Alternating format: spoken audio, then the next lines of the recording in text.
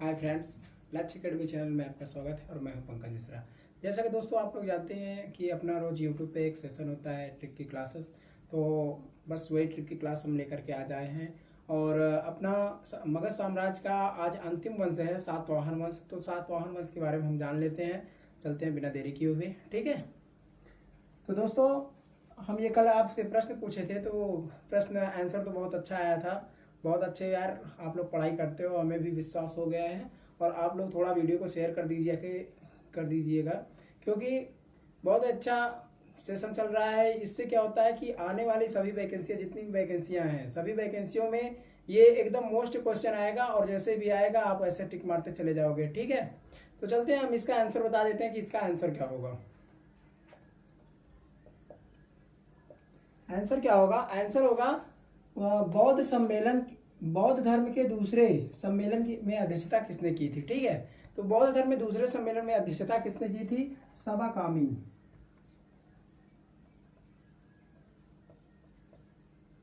इसका दूसरा आंसर होगा सबाकामी। और किसके शासन काल में हुई थी दूसरी अध्यक्षता? तो हुई थी कालाशोक के शासन में।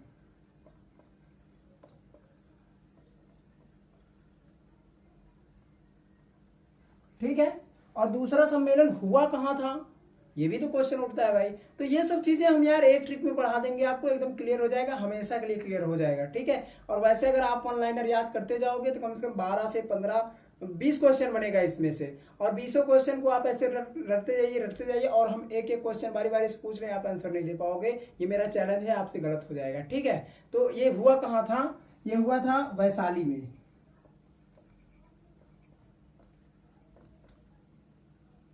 ठीक, आपके तीनों का जवाब मिल गया है कि ये सबाकामी इसके अध्यक्षता की थी। शासनकाल इसके कालाशोक के शासनकाल में हुआ था और ये वैशाली में हुआ था। ठीक है, अब इसको मिटा देते हैं और चलते हैं हम आज अपने मगध साम्राज्य के आज अंतिम वंश है सातवाहन वंश। सातवाहन वंश को हम पढ़ा देते हैं। ठीक है, इसको मिटा देते हैं।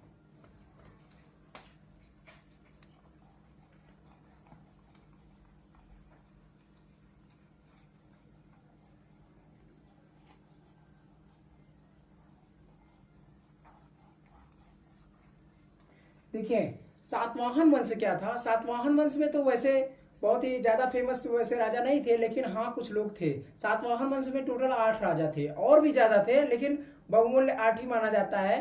तो सातवाहन वंश को देखते हैं। सातवाहन वंश के संस्थापक, सबसे पहले तो सातवाहन वंश के संस्थापक कौन थे? सातवाहन वंश के संस्थापक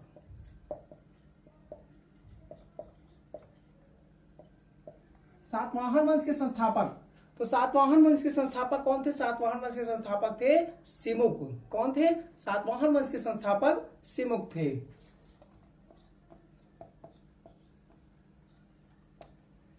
सातवाहन वंश के संस्थापक कौन थे? सिमुक थे। देखिए, इसमें जो है ज्यादा फेमस राजा वैसे नहीं थे, इसमें राजा थे, इसमें ज्यादा सबसे ज्यादा फेमस राजा कौन था?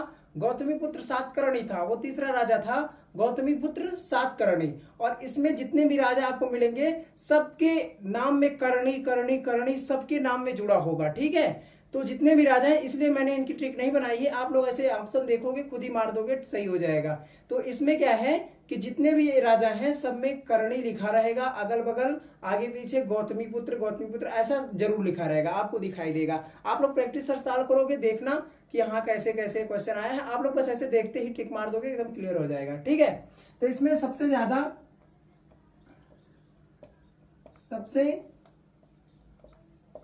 प्रतापी राजा गौतमीपुत्र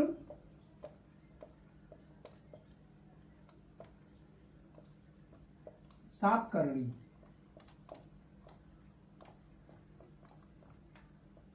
सातकर्णी था। ठीक है, तो इसमें एक फर्क ये भी था कि इसमें अपने मम्मी का नाम जोड़ करके, मम्मी या पापा का नाम जोड़ करके तब पुत्र का नाम आता था। ये खासियत थी इस वंश में। ठीक है, तो ये आपका क्लियर हो चुका होगा।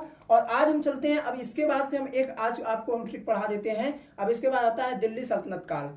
देखिए, ये भले इतिहास है लेकिन इसी इतिहास में आप एक बार केवल इसे मन लगाकर ऐसे पढ़ते जाइए भाई साहब आप क्लियर मान लीजिए कि आने वाली जितनी संभावित वैकेंसियां हैं, कहीं ना कहीं वैकेंसी, जितनी भी वैकेंसियां हैं सबके लिए मोस्ट इंपॉर्टेंट है, ये एकदम बेस्ट क्वेश्चन है और ये क्वेश्चन बार बार रिपीट होता जाएगा। और आप लोग अगर ध्यान नहीं देते हो, नहीं पढ़ते हो कि यार ये तो इतिहास है, ये तो बहुत डीप है, यार डीप नहीं है, ये सब क्वेश्चन आते हैं एग्जाम में, कोई भी एग्जाम हो क्वेश्चन ये जरूर आएगा, आप लोग ये पक्का जान लीजिए। तो मैं इसीलिए बोल रहा हूं कि आप इसके पीछे टाइम भी ज्यादा वेस्ट नहीं करना है, 10 से 5 मिनट देखना है वीडियो को और लाइक शेयर कर देना है, चैनल को सब्सक्राइब कर लीजिए, बस हो गया।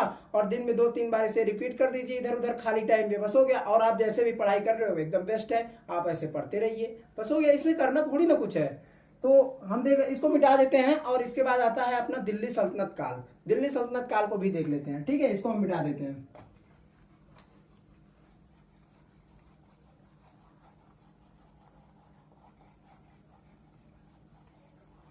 देखिए दिल्ली सल्तनत काल,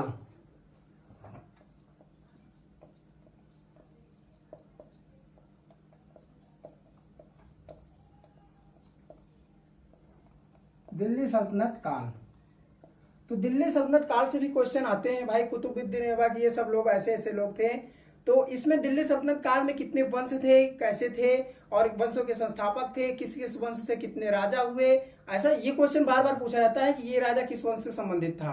तो ऐसा क्वेश्चन बनता है, तो ऐसा क्वेश्चन यार हम लोग छोड़ देते हैं। और अगर आता भी है जिसको, वो डाउट में रहता है यार कि इसका आंसर ये होगा कि ये होगा, ये होगा, यहाँ होगा, ऐसे चक्कर में छूट जाता है क्वेश्चन। और भाई साहब वही 1-2 नंबर कट जाते हैं, उसी से मेरा सिलेक्शन रुक जाता है। मेरिट में यार एक एक नंबर की कीमत दशमलव का भी कीमत हो जाता है, जान लो।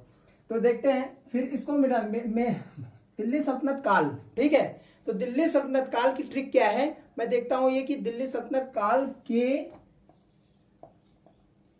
वंश, दिल्ली सल्तनत काल के वंश, तो दिल्ली सल्तनत काल में कितने वंश थे और उसके संस्थापक कौन थे, ये सब हम बारीकी से एकदम उठा रहे हैं शुरू से लेकर के अंत तक, ठीक है। इससे क्वेश्चन आपका गलत हो ही नहीं सकता, कभी नहीं हो सकता, ये मेरा चैलेंज है, आप मेरा वादा है, ठीक। तो दिल्ली सल्तनत काल में, दिल्ली सल्तनत काल के वंशज के बारे में अगर देखें तो ट्रिक क्या है, ट्रिक, ठीक है।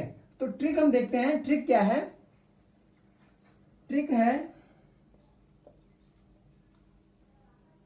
गुड़ खिलाया, गुड़ खिलाया तूने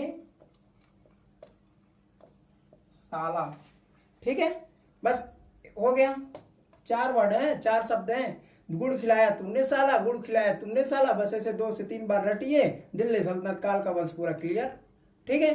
तो इससे बनता क्या है हम ये देख लेते हैं, ठीक है। इससे क्या होगा, गुड़ से क्या होगा, सबसे पहला दिल्ली सल्तनत का पहला वंश कौन था, गुलाम वंश,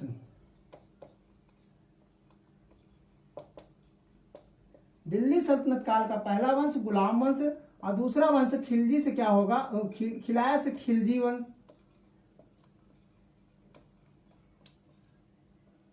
खिलजी वंश। तूने से हो जाएगा तुगलक वंश,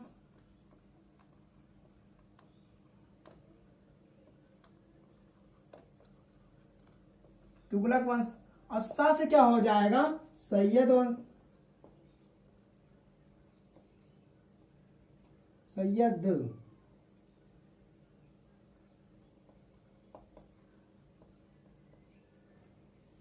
साला अल्लाह से हो जाएगा लोधी वंश,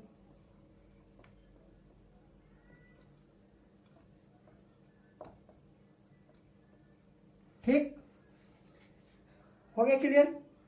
सैयद वंश, लोधी वंश और गुलाम वंश, खिलजी वंश, तुगलक वंश, ये 5 वंश थे और ये एकदम सीरियल से हैं। पहले गुलाम वंश आया, फिर खिलजी वंश, फिर तुगलक वंश, फिर सैयद वंश, फिर लोधी वंश। ये आपसे क्रम भी पूछ लेगा और ये भी पूछ लेगा कि सबसे अंतिम वंश, दिल्ली सल्तनत का सबसे अंतिम वंश कौन सा था, सबसे पहला वंश कौन सा था, ये राजा किस वंश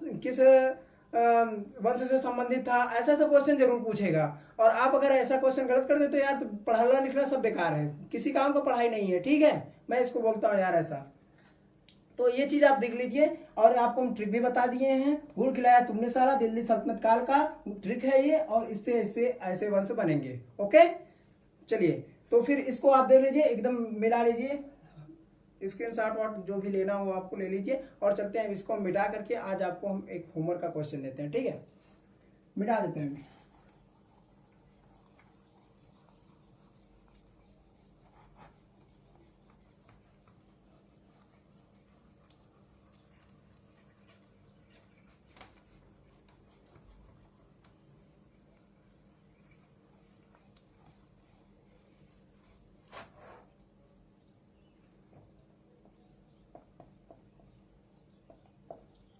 आज का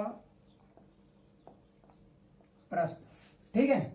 तो हम देते हैं इसी में से दे देते हैं आपको।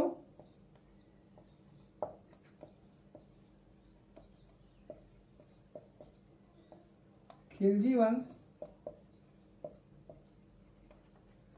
खिलजी वंश